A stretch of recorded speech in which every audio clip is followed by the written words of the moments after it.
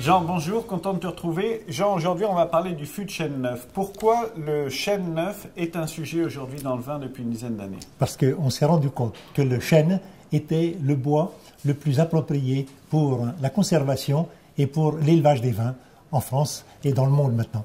Mais alors, pourquoi avoir ramené ça à 12 flacons, 3 x 4 si je sais compter? Parce que tous les arômes qui vont être issus des fûts neufs, on les retrouve dans ces 12 flacons. Absolument. Dans les fûts neufs, on retrouve absolument tous ces 12 flacons, parce que ce sont 12 flacons qui ont été identifiés par des molécules qu'on a pu reconnaître par des moyens scientifiques. Donne-nous des exemples concrets des arômes qu'on va retrouver. Très concrètement, par exemple, on va prendre des vins vinifiés avec un fût de chêne neuf américain, par exemple. On s'aperçoit que ces bois développent des arômes de noix de coco. C'est des whisky lactones qu'on a identifiés dans les vins, et ça, c'est une typicité. Si je te faisais sentir un fût de chêne américain à côté d'un fût de chêne du Tronchet, par exemple, tu ferais facilement la différence. On ne se trompe pratiquement jamais. Quelle est l'influence? Comment tu résumerais l'influence du bois neuf sur l'élevage du vin? Eh bien, cette influence, pour moi, elle se passe la première année de la mise en fût du vin. Donc, je dis bien la première année, sur un an et demi, puisque c'est, en gros maximum, c'est ce qu'on donne. Parfois, certains vignerons s'amusent à aller un petit peu plus loin, mais disons que la moyenne sur des grands vins, c'est 1 an et demi. Et à ce moment-là, on peut dire que dans cette année et demie, le vin va récupérer le maximum des arômes qui viennent de la nature même de ce fût de chêne neuf, qui libère des arômes très intéressants, très complémentaires, et supportent les arômes naturels du cépage. Mais Jean, c'est nouveau parce qu'avant, dans toutes les grandes propriétés, on ne prenait pas que du bois neuf. Hein. On avait un tiers de fût neuf, un tiers de l'année précédente et un tiers il y a 2 ans avant de sortir les fûts.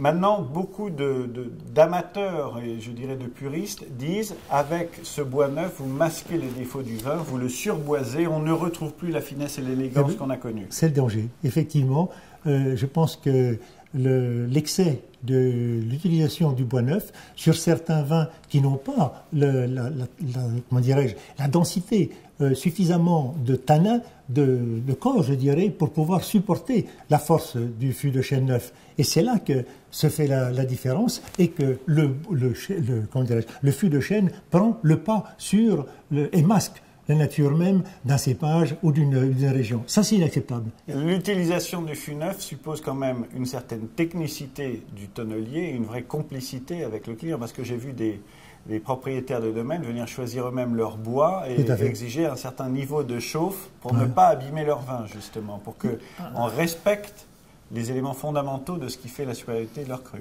Alors, il y a trois artisans, je dirais, importants dans cette notion de fût de chêne neuf. Je dirais que c'est ceux qui élèvent dans la forêt, qui suivent les futaies. Ça, c'est le travail des forestiers. Le second, c'est celui du tonnelier qui va aller choisir ses mérins et qui va aller choisir ses régions, que ce soit les Vosges, que ce soit le Tronchet, que ce soit Limousin. Chacun a ses fournisseurs, particuliers, et ils font tout cela en fonction aussi de ses connaissances. Donc après ces 2 personnages qui interviennent, le troisième, c'est le vigneron qui va les choisir.